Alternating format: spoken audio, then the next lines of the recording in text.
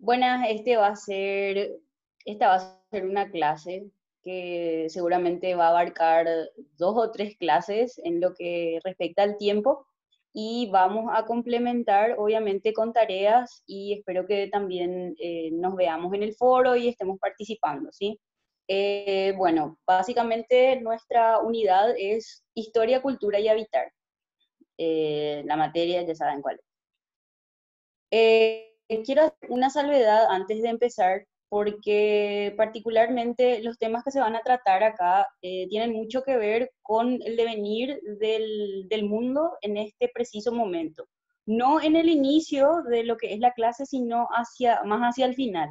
Espero que por favor tengan todos los sentidos abiertos y todo el poder de análisis que puedan para poder traer lo que es esta situación, o sea, esta situación de crisis real que estamos viviendo, a lo que es la teoría, ¿sí? Porque si no podemos aplicarla, por lo menos mentalmente, la teoría no nos sirve. O sea, no dejemos que la teoría sea teoría muerta, apliquémosla.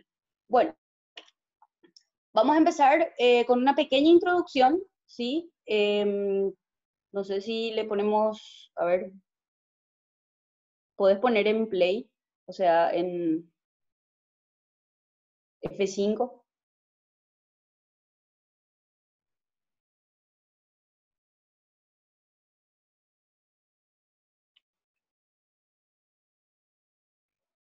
Bueno, empezamos con una pequeña introducción, ¿sí? Tras la aparición del movimiento moderno, más o menos alrededor de 1930, vamos a encontrar autores que difieren con respecto a esto, porque los devenires en cuanto a inicios de movimientos nunca son puntualmente en tal día, tal año, salvo cuando murió el modernismo, ¿sí? Googleen, eso ya pueden googlear desde ahora. Bueno, miembros de la denominada tercera generación de lo que es la arquitectura, ¿sí? Empiezan a considerar el valor de la naturaleza y de las características del lugar como elementos relevantes del proyecto arquitectónico.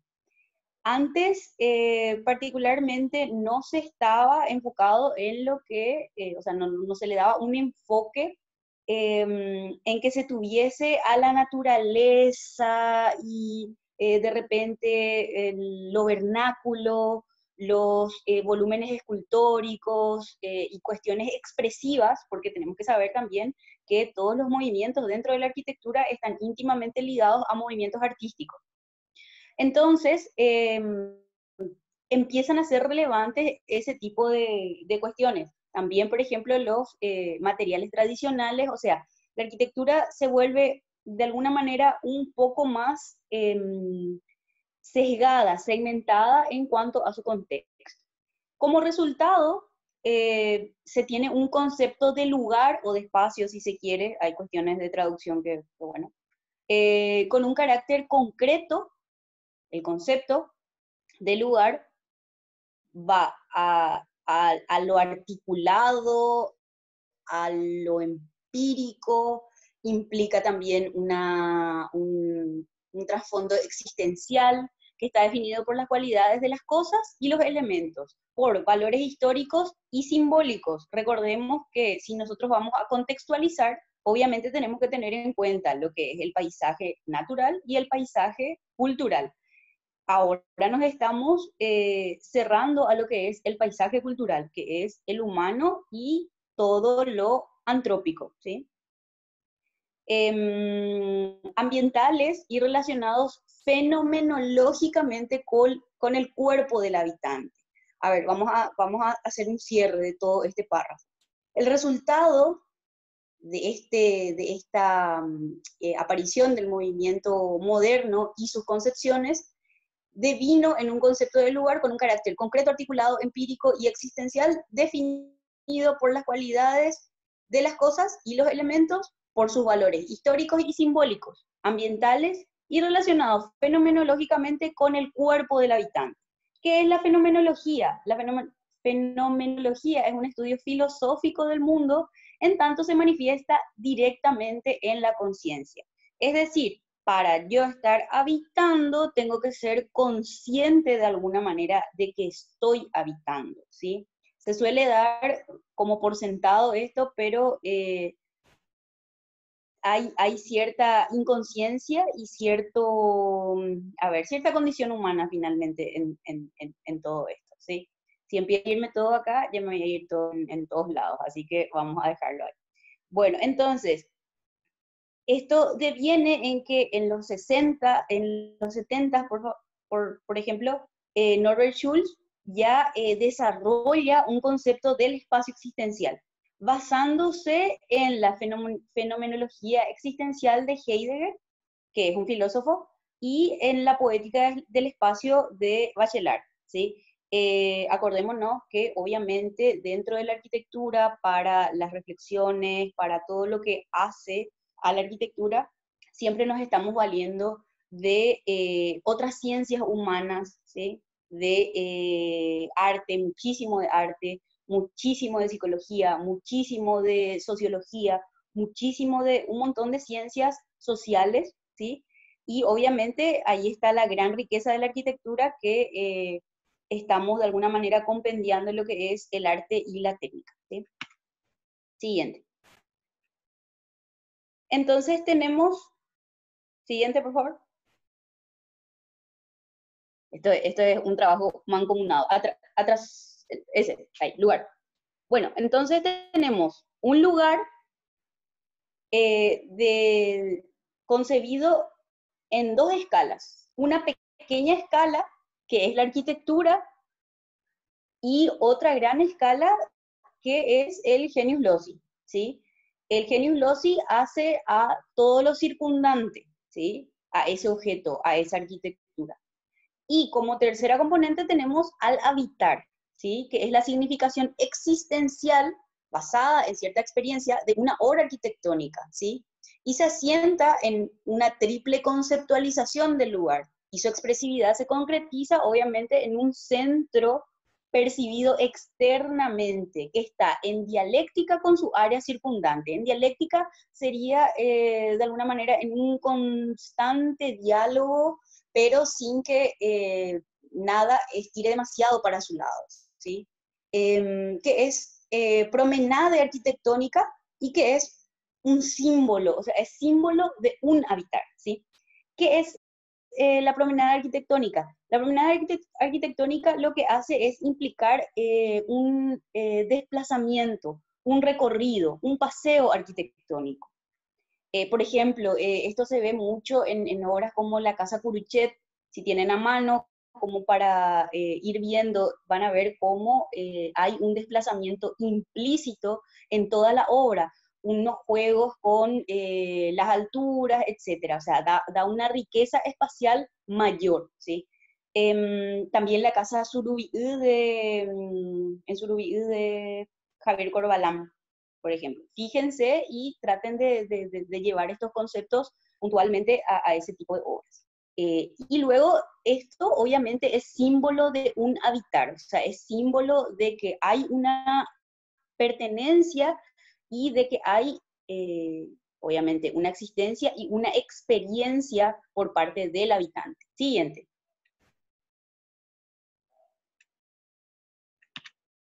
Bueno, entonces para definir habitar, me tomé de una definición de Alberto Saldarriaga, que es un arquitecto español, que dice que habitar es tener un lugar en el mundo desde el cual se extienden los vínculos de comunicación y participación en aquello que se ofrece como opción de vida en un territorio o en una ciudad. Opción de vida, comunicación y participación, lugar en el mundo, siendo la vivienda la expresión más directa y evidente del sentido de habitar. La ciudad se asume como su equivalente a escala colectiva. Es decir, yo tengo al habitante con su vivienda una escala, ¿sí? Y al habitante, como ciudadano, en su aspecto de ciudadano, en la ciudad en escala colectiva, ¿sí? Luego vamos a ver la separación entre lo público y lo privado, que va a ayudar a que comprendamos mejor este concepto. Y el ciudadano o la ciudadana que están habituados a estar ahí, asumen su experiencia como propia, por lo que no necesariamente reflexionamos sobre ella. A ver, esto tiene que ver con el grado de conciencia que se tenga, ¿sí? El ciudadano está habituado a estar ahí, ¿sí? A habitar, a estar, a vivir. Pero no siempre se reflexiona sobre la experiencia, ¿sí? Entonces es importante también tener de alguna manera una reflexión que abarque y que permee obviamente todos estos aspectos de, bueno, cómo estoy cuando estoy viajando de un punto a otro. No sé si va a suceder esto dentro de poco o no, pero bueno. ¿Cómo estoy o cuál es mi experiencia al estar en un salón de clases? ¿Cuál es mi experiencia al estar yo en mi casa, en mi habitáculo, recibiendo estas clases? ¿Sí? Van a ver que tiene muchísimo que ver también con los tipos de espacios, ¿sí? Mayormente con las definiciones de espacio de Norbert Schultz. Siguiente.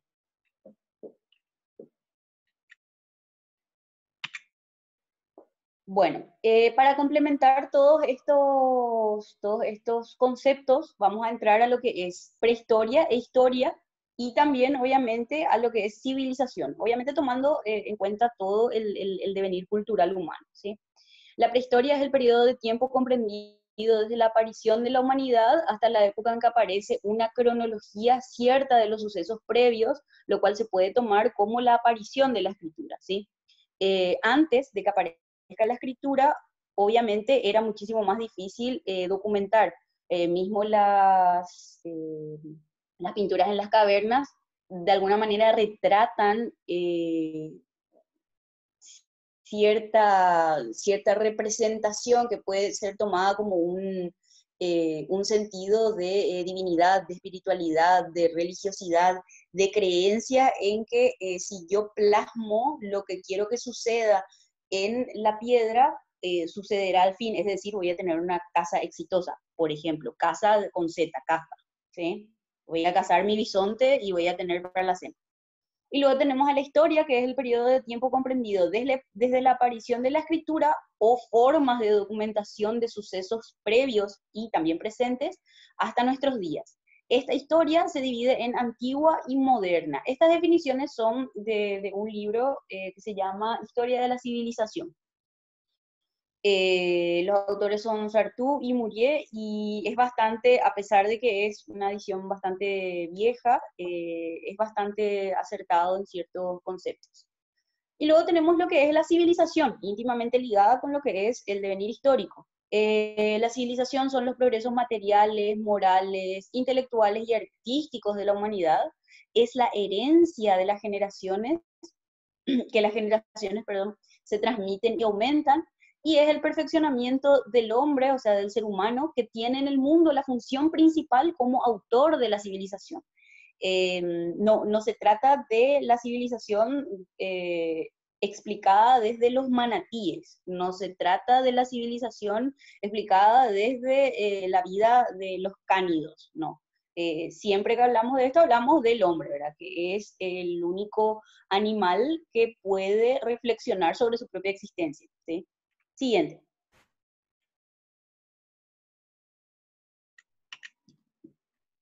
Y luego tenemos, a fin de poder contextualizar temporalmente y situarnos, ¿verdad? En el tiempo-espacio, la división de los tiempos. Tenemos una primera gran división que, como ya vimos, es la prehistoria y la historia. Dentro de la prehistoria tenemos las épocas geológicas, que son la arcaica, luego la primaria, secundaria, terciaria y cuaternaria, ¿sí? Ahí ya aparece el hombre. Luego tenemos la prehistoria propiamente dicha, que está dividida en, adelante, o sea, siguiente, en la edad de piedra, perdón, acá una salvedad. Dentro de la historia tenemos la historia antigua y la historia moderna. Tenemos un montón de divisiones que ponen la palabra moderna como caballito de batalla. O sea, es importante no confundir esos términos, ¿sí? O sea, ahora actualmente se dice, bueno, vamos a darle un toque moderno a esta casa y se hacen todos los ángulos rectos, se hace más minimal, o sea, la modernidad, el concepto de modernidad es bastante flexible, digamos, ¿sí? Bueno, adelante. Tenemos La división, obviamente, de las edades entre antigua y moderna con un hecho que es, bueno, puede haber sido cualquier hecho importante dentro de la historia humana, pero particularmente se hace es dividir en antes de Cristo y después de Cristo, ¿sí? O sea, AC/DC puede ser digamos, un recurso memotécnico para que se puedan acordar de eso. Antes de Cristo tenemos la historia antigua y después de Cristo la historia moderna. Dentro de la prehistoria, las épocas geológicas, donde todavía existía, digamos, la Pangea, creo que se llamaba el continente enorme, que equivalía a todas las masas continentales juntas. Por eso es que de repente vemos las formas de entre América y África, cómo pueden llegar a estar combinadas, cómo de repente Oceanía pega ahí un poco más de coté con otros continentes, etcétera. O sea, es interesante todo el devenir geológico porque finalmente fue la naturaleza, ¿sí? Siguiente. Luego tenemos la edad de piedra. Obviamente, la edad de piedra tiene que ver con, o sea, estas edades, la de piedra y la de los metales, tienen que ver con cómo el ser humano empezaba a utilizar los recursos, o sea, ya hay tecnología acá, ya hay de alguna manera un sentido, una búsqueda para poder mejorar las condiciones en que se vivía, ¿verdad? Siguiente, la edad de los metales, ya ahí está Egipto, por ejemplo. Luego tenemos la Edad Antigua, Oriente, todo lo que es Oriente, se puede pasar, de Persia para el otro lado, ¿sí? Acordémonos también de que esto es historia occidental. No puse acá lo que es historia de China, Indochina, etcétera, no existe, ¿sí? Volvemos un chiquitito para atrás, luego está, después de Oriente tenemos a Grecia, siguiente. Esto es solamente para que lleguen a acordarse. Roma, que no encontré ninguna imagen alusiva ni de los Simpsons ni nada, ¿verdad? Luego la edad moderna, perdón, dentro de la época moderna tenemos la edad media, ¿sí? Que abarcaría desde la aparición de esta gran división que supone la existencia o el nacimiento de Cristo en el mundo, ¿verdad? Hasta 1453, que es la caída del Imperio Otomano, ¿sí? La caída de Constantinopla. Siguiente, la Edad Moderna, que abarca todo el periodo de Renacimiento y un poco más hasta lo que es la Edad Contemporánea, que empieza con la Revolución Francesa, siguiente en 1789. Hasta nuestros días. Yo creo que de aquí a poco vamos a estar presenciando una nueva división, porque las cosas van pasando demasiado rápido y acá no se contempla, por ejemplo, lo que es el espacio de alguna manera lógico, el espacio lógico, ¿sí? O sea, ya no se vive más en función a la naturaleza o lo físico. Nos estamos dando cuenta que vivimos más en otros planos. Siguiente. Bueno, vamos a lo que es la definición de cultura. Una definición corta, concisa, para no irnos todo, porque hay un montón de autores, cultura tiene demasiadas acepciones, entonces para mantenerlo simple, cultura, del latín cultura. Cultivo, la segunda definición es el conjunto de conocimientos que permite a alguien desarrollar su juicio crítico. Me parece interesante esto porque la cultura, si nos permite desarrollar juicio crítico, obviamente nos va a permitir mejorar el contexto, mejorar nuestra existencia, o sea, mientras más nosotros sepamos y ese saber no implique la simple acumulación de información, sino el procesamiento de información, el llegar a hacer algo con esa información, vamos a progresar como humanidad. Y eso es lo que viene haciendo la humanidad desde que es humanidad. finalmente, ¿verdad? Entonces también exhorto a todos como para que pongan su granito de arena en este desarrollo colectivo. Y luego es el conjunto de modos de vida, costumbres, conocimientos y grado de desarrollo artístico, científico, industrial, en una época, en un grupo social, etcétera. ¿Sí? Eh, Obviamente todo es cultura. Los discos, los CDs, por ejemplo, no sé si eso es muy retro ya para ustedes, pero los compact disc de música siempre decían al centro, disco es cultura. O sea, la música es cultura, el trap es cultura, o sea, hay muchas cosas que son cultura, pero bueno, a lo mejor sus fines o cómo impactan eh, en lo que es la humanidad de forma más que formar. Siguiente. Y acá para no perder el hilo de distintas acepciones, porque siempre les hincho mucho con que ustedes tengan sus propias definiciones de las cosas, porque ahora, por ejemplo, no es que se valora la única verdad, sino que se valoran como un devenir de la cultura, la teoría del caos y cuestiones por el estilo. O sea, cada uno debería poder formarse su propia aproximación a las definiciones, ¿sí? No una que sea la verdad absoluta, sino algo que nos sirva para entender desde nuestra posición, ¿sí? Dice la primera definición, según Freud, que cultura no significa ilustración o formación intelectual, sino que es el conjunto de normas restrictivas de los impulsos humanos, sexuales o agresivos, exigidos para mantener el orden social. Aunque en el mundo cultural haya un sinfín de valores positivos como la exaltación de la convivencia con sus múltiples relaciones sociales o la producción y el goce del arte, sin embargo, estos mismos valores provienen de una sublimación. ¿Qué es una sublimación? Es el enaltecimiento de ciertas cualidades, ¿sí? Y en general, de una renuncia a la satisfacción de las pulsiones libidinosas que provocan siempre una indefinida inquietud. Freud había también acuñado el término histeria, ¿sí?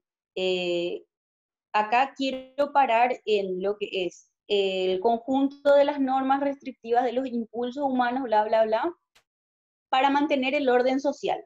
La arquitectura también persigue de alguna manera lograr ese orden social, ¿sí? Ya lo vamos a ver más adelante. Y quiero parar también en la indefinida inquietud. ¿Por qué la indefinida inquietud? Porque hasta ahora no llegamos al punto culmine, o sea, no llegamos al punto culmine de nada. Nosotros no sabemos cuál es el fin de toda nuestra civilización. O sea, tenemos idea quizás por ideas de apocalipsis, porque puede presentarse una distopía, por ejemplo, no sé si alguien leyó 1984, Un Mundo Feliz, si se quiere también de alguna manera Rebelión en la Granja, o sea, son libros que van a servirnos, o quien vio Black Mirror, por ejemplo, es la decadencia, pero no quiere decir que eso sea el tope, ¿sí? Sabemos dónde empieza, sabemos dónde estamos de alguna manera, pero no sabemos cómo va a terminar todo esto. Bueno, esa es la primera definición. Luego la segunda definición, que es según Lesco, que técnicamente debería estar más normalizada y más, digamos, aceptada por casi todos nosotros. La cultura puede considerarse como el conjunto de los rasgos distintivos espirituales y materiales, perdón, espirituales y materiales, intelectuales y afectivos que caracterizan a una sociedad o un grupo social. Ella, la cultura, engloba además de las artes y las letras, los modos de vida, los derechos fundamentales del ser humano, los sistemas de valores, las tradiciones y las creencias, ¿sí? Es como meterse de alguna manera con la moral. La moral, de acuerdo a los pueblos o a las etnias, es, digamos, un poco más, o sea, se aceptan ciertas cosas que quizás éticamente no deberían aceptarse. Entonces, para no irnos tanto, bueno, vamos a dejarlo acá. Y por último, la definición de Levi Strauss. No es el Levis, el de los jeans y eso, no. Sostenemos que todo lo que es universal en el hombre, en el ser humano, corresponde al orden de la naturaleza y se caracteriza por la espontaneidad, por un lado. Mientras todo lo que esté sujeto a una norma pertenece a la cultura y presenta los atributos de lo relativo y lo particular.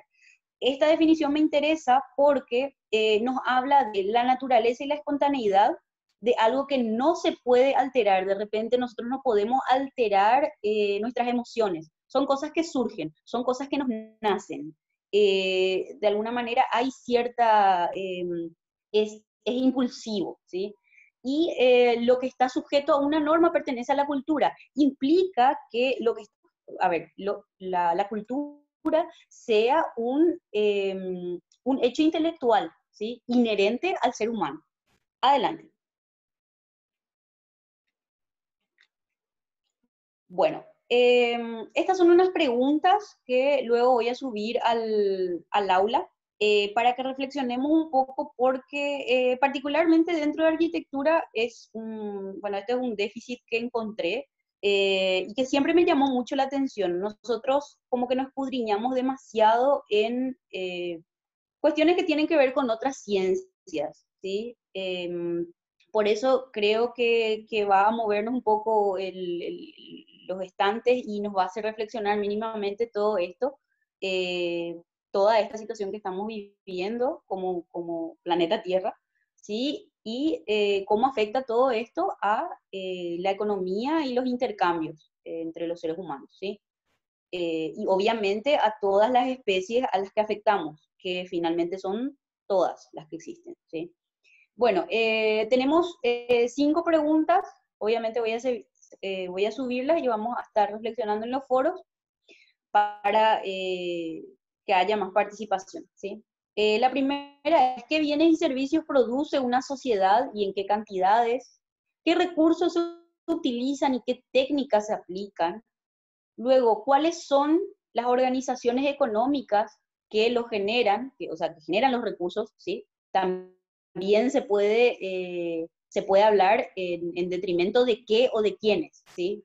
Luego también, ¿para qué se producen bienes y servicios? Puede ser para quién se producen bienes y servicios y cómo se distribuye el producto generado por la sociedad. Es importante parar acá porque nosotros en realidad estamos atravesando crisis de distribución que tienen que ver particularmente con cómo en nuestras mentes funciona el Estado, ¿sí? De alguna manera tenemos la concepción de un Estado patriarcal al que nosotros debemos pedir y exigir ciertas cuestiones, pero al mismo tiempo no se hace eso, ¿sí? O sea, Paraguay es muy complejo en ese sentido porque tenemos un montón de herencias. Lo mismo que sucede cuando uno va a terapia, ¿verdad? O sea, si no lo verbaliza, si no se trata de curar de esas heridas, de alguna manera, bueno, funcionan las religiones también, si uno no lo asume por voluntad propia, es muy difícil que vengan a imponernos eso. Entonces, para que lo reflexionemos, ¿sí? Siguiente. Para todo esto tenemos que, obviamente, definir economía. ¿Qué es economía? Este es un diccionario Google también, por la misma razón no quiero ahondar en demasiada cháchara, ¿sí? Es la ciencia que estudia los recursos, la creación de riqueza, la producción, la distribución y el consumo de bienes y servicios para satisfacer las necesidades humanas. Y dos, es un sistema de producción, distribución, comercio y consumo de bienes y servicios de una sociedad o de un país. Se puede hablar entonces de una economía sana, una economía fuerte, una economía debilitada, bla, bla, bla. ¿Sí? Siguiente.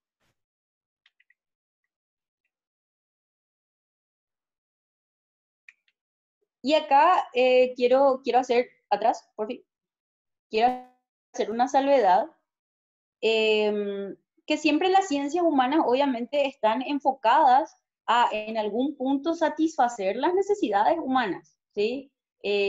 Cuando pido que establezcamos parangones o que hagamos analogías entre una ciencia y otra, o sea, o por ejemplo, entre arquitectura y economía, siempre como punto de partida tenemos que tener en cuenta la satisfacción de las necesidades humanas. De ahí a qué tipo de necesidad se esté satisfaciendo, bueno, eso es objeto de la ciencia a la que nos estemos refiriendo, ¿sí? Siguiente. Bueno, y esto a grandes rasgos, sí, lo que es la historia económica. La historia económica tiene como función explicar la estructura y el funcionamiento de los resultados, perdón, de la economía o las economías a lo largo del tiempo, ¿sí?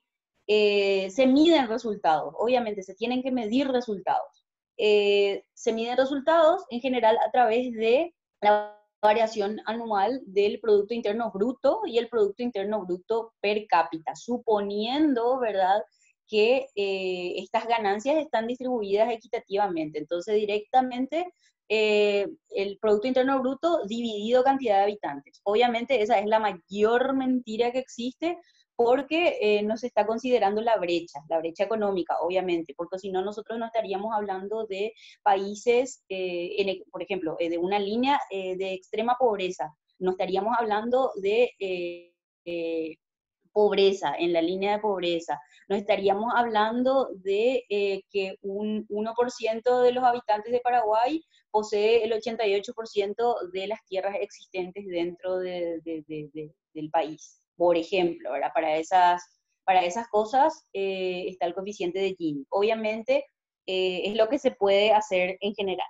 Bueno, y este crecimiento económico puede ser intensivo o extensivo. Ya vamos a ver las diferencias. Y algo que me pareció interesante resaltar acá es que desde que los seres humanos se distinguieron de otros animales, han vivido diferentes etapas de apropiación progresiva de la naturaleza o de combinación de los distintos factores productivos. ¿Qué pasa? Nosotros ahora no podemos hablar de que estamos solamente apropiándonos de la naturaleza, porque nuestra calidad de civilización misma nos hace, por ejemplo, tener este tipo de conexiones, ¿sí? O sea, es un poco un episodio de Black Mirror, es un poco una distopía, es de alguna manera una combinación también de factores productivos, porque de alguna manera o sea, se ensalza lo que es el consumo, o sea, el consumismo, a través de diferentes esquemas neoliberales, ¿sí? Que el neoliberalismo, dicho sea de paso, nos tiene a todos así. Bueno, siguiente. Entonces, diferenciamos lo que es el crecimiento extensivo y el crecimiento intensivo. El crecimiento extensivo aumenta la producción y la población a tasas más o menos similares, es decir, aumenta la producción, aumenta la población, o bien aumenta la población, aumenta la producción. Se caracteriza por el incremento de la fuerza laboral, por la capacitación de la fuerza laboral, el mejor acceso a capitales, infraestructuras y recursos en general, que es la dimensión colectiva, ¿verdad? Pero todo esto tiene un límite. Sin embargo, con el crecimiento intensivo aumenta de manera significativa la producción por habitante y sus características son que hay nuevos y mejores métodos de explotación de recursos, nuevos y mejores métodos de explotación de recursos. Acordémonos que siempre nosotros estamos dependiendo de los recursos naturales, ¿sí? Recursos naturales, véase como recurso natural, minería, recurso natural, hacer electricidad a través del paso de un río por unas turbinas, etcétera, ¿sí? Eh, Eso se llama, a ver, de ahí a que sea renovable o no, es otro cantar, ¿sí? Pero se explotan recursos. Ahora, por ejemplo, nosotros nos encontramos en una meseta en que nos damos cuenta de que todos estamos conectados al mismo tiempo y que hay redes que de repente no soportan todo este tráfico, ¿sí? Bueno, ¿qué pasa? Esto también, el crecimiento intensivo permite desarrollos sostenidos, ¿sí? Es lo que no quiere decir que sea sustentable en términos ambientales, ¿sí? Y luego ayuda a incrementar niveles de bienestar. Niveles de bienestar en lo posible, obviamente, tendiendo a lo colectivo y no tanto lo individual, ¿sí? Hay otros tipos de crecimiento y en esto quiero parar porque esto es referido únicamente a este último milenio, o sea que si nosotros vamos a hacer acá unos 1000 años clavados, vamos a tener, a ver, estamos en 2020, entonces volvemos 1000 años para atrás y tenemos 1020, o sea, han cambiado las cosas de manera tremenda. Bueno, uno de esos tipos de crecimiento es el basado en la expansión del comercio, el aumento del intercambio de bienes, servicios, trabajo y capital, ¿sí? ¿Por qué? Porque esto obedece a desplazamientos humanos,